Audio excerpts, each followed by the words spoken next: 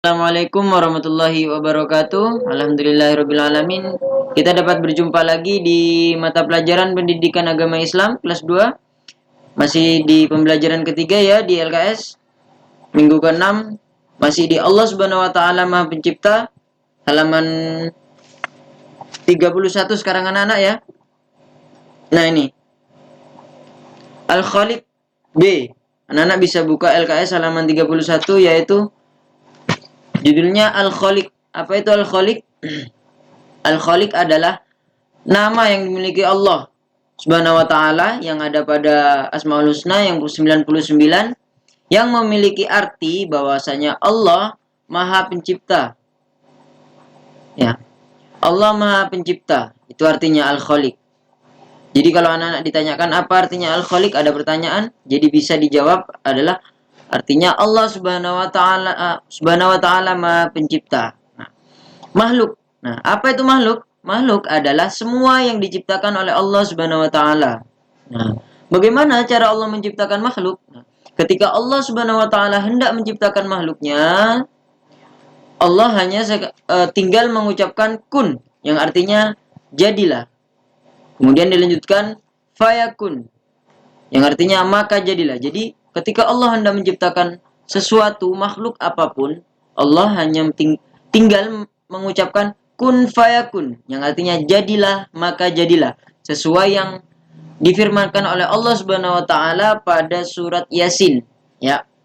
Anak-anak bisa ketika membaca atau ketika mendengar surat Yasin yang lafadznya idza arada syai'an ayyakula lahu kun fayakun. Jadi Allah menciptakan segala sesuatu ya yang dinamakan makhluk itu dengan mengucapkan kalimat kun fayakun, jadilah maka jadilah. Seperti halnya dunia beserta alam beserta isinya. Semua ini adalah makhluk ciptaan Allah Subhanahu wa taala. Jadi seperti itu ya. Semua yang diciptakan oleh Allah Subhanahu wa taala disebut makhluk, kecuali buatan manusia anak-anak. Misalkan seperti yang semua yang kita lihat saat ini adalah ciptaan Allah, kecuali buatan manusia. Apa saja buatan manusia? Ya, banyak barang-barang, keperluan kehidupan seperti itu ya. Seperti halnya baju seragam yang kita pakai saat sekolah, teknologi, itu semua adalah ciptaan Allah. Tapi adapun beberapa contoh makhluk yang diciptakan oleh Allah Subhanahu wa taala itu ada dua jenis anak-anak. Yang pertama, Allah menciptakan makhluk yang bisa dilihat atau yang tampak. Ya. Kemudian Allah juga menciptakan makhluk yang tidak bisa dilihat atau yang tidak tampak. Contohnya makhluk yang bisa dilihat adalah seperti halnya manusia, seperti kita, ya. Kemudian hewan, kemudian tumbuhan, kemudian air, langit, awan, gunung, matahari dan lain-lain. Kemudian contoh-contoh makhluk yang Allah ciptakan yang tidak bisa kita lihat atau tidak bisa tampak. Contohnya seperti halnya malaikat, jin dan syaitan. Gitu ya anak-anak ya. Jadi semua makhluk ciptaan Allah patut kita yakini, patut kita percayai adanya. Seperti halnya dua contoh makhluk ciptaan Allah yang sudah Bapak jelaskan di sini. Begitu. Nah, kemudian apa tujuannya Allah Subhanahu wa taala menciptakan makhluk? Jadi Allah menciptakan makhluk di dunia ini, di alam beserta isinya, pasti memiliki manfaat dan kegunaannya masing-masing. Ya. Yang dapat dimanfaatkan bisa digunakan oleh manusia dalam kehidupan sehari-hari. Contohnya, Allah menciptakan air. Allah menciptakan air dari turunnya hujan, kemudian masuk ke dalam bumi untuk diserap oleh tanaman tumbuhan agar dapat tumbuh dengan subur. Kemudian dapat berbunga.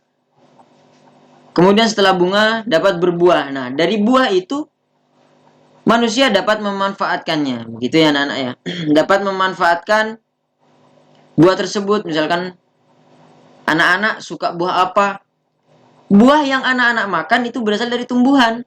Tumbuhan itu dapat tumbuh dengan menyerap makanan. Makanan tumbuhan adalah air ya anak-anak ya.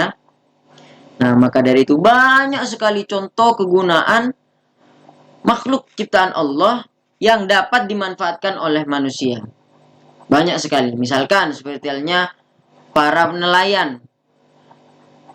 Nelayan mendapatkan ikan kemudian dijadikan ikan asin caranya atau ikan asap caranya dengan membutuhkan sinar matahari. Banyak lagi. Kemudian kita sering jalan-jalan ke pantai, ke gunung, itu juga merupakan ciptaan Allah Subhanahu wa taala. Gitu ya anak-anak ya, banyak sekali di lingkungan sekitar kita yang dapat kita lihat. Maka dari itu kita dianjurkan untuk bersyukur atas ciptaan Allah, atas nikmat dan rezeki yang Allah ciptakan dan berikan kepada kita yang dapat kita gunakan dan dapat kita manfaatkan. Caranya seperti apa anak-anak? Cara kita bersyukur. Cara paling sederhana, paling utama untuk kita bersyukur atas nikmat yang Allah berikan adalah dengan mengucapkan kalimat tahmid. Ingat ya anak-anak ya, jangan sampai salah arti. Kalimat tahmid yaitu adalah dengan membaca Alhamdulillahirabbil alamin. Jangan lupa membaca kalimat tersebut, perbanyaklah bersyukur karena Allah senang terhadap hambanya yang bersyukur, meskipun sedang diuji sekalipun. Terlebih lagi apabila anak-anak mendapatkan rezeki, senang, ya. Jangan lupa bersyukur, jangan lupa mengucapkan kalimat tahmid yaitu Alhamdulillahirabbil alamin. Nah, kemudian selanjutnya agar kita dapat dipercaya sebagai seorang muslim atau seorang umat Islam yang beriman, kita harus senang bersyukur. Nah, maka dari itu, bagaimana cara kita bersyukur seperti sebenarnya barusan yang Bapak katakan, tidak hanya mengucapkan Alhamdulillah saja, kemudian kita dapat membuktikan dengan beberapa cara yang dapat kita lakukan, yaitu yang pertama mengucapkan Alhamdulillah tadi, kedua menjalankan perintah Allah. Menjalankan semua perintah Allah yang utama adalah sholat 5 waktu, adalah ibadah kepada Allah ya anak-anak ya. Kemudian selanjutnya yang ketiga adalah menjauhi larangannya, semua yang haram. Nah, karena dalam Islam diajarkan halal haram ya. Halal itu adalah yang wajib dilakukan, kemudian yang haram adalah yang untuk dijauhi, adalah yang dilarang oleh Allah Subhanahu wa taala. Yang keempat, yang terakhir, cara agar kita mensyukuri nikmat Allah atau ciptaannya adalah dengan memanfaatkan ciptaan Allah sesuai dengan petunjuknya. Jangan sampai berlebihan. Contohnya anak-anak, ya, menangkap ikan di laut, nelayan. Nelayan menangkap ikan di laut pada umumnya dengan menggunakan jaring, tapi ada orang yang menggunakan bom ataupun bahan peledak yang dapat membunuh ikan-ikan yang masih kecil. Nah, itu yang tidak boleh anak-anak ya.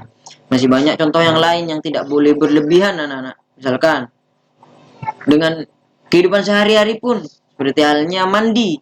Air adalah ciptaan Allah. Kita harus menggunakan dengan sesuai. Tidak boleh berlebihan karena Allah tidak menyukai umatnya atau hambanya yang suka melebih-lebihkan dalam tingkah lakunya dalam kehidupannya. Seperti itu anak-anak. Jadi anak-anak selebihnya dapat membaca sendiri di LKS halaman 31, dipahami lagi di pembelajaran ketiga ya. Kemudian setelah itu anak-anak dapat mengerjakan tugas di LKS halaman 32 ya, KD 35, soal nomor 1 sampai 10. Jadi kemudian dapat dikumpulkan di sekolah pada saat bertemu dengan Bapak ya. Baiklah, kiranya sampai di situ saja pembelajaran kali ini. Kurang lebihnya Bapak mohon maaf. Wassalamualaikum warahmatullahi wabarakatuh.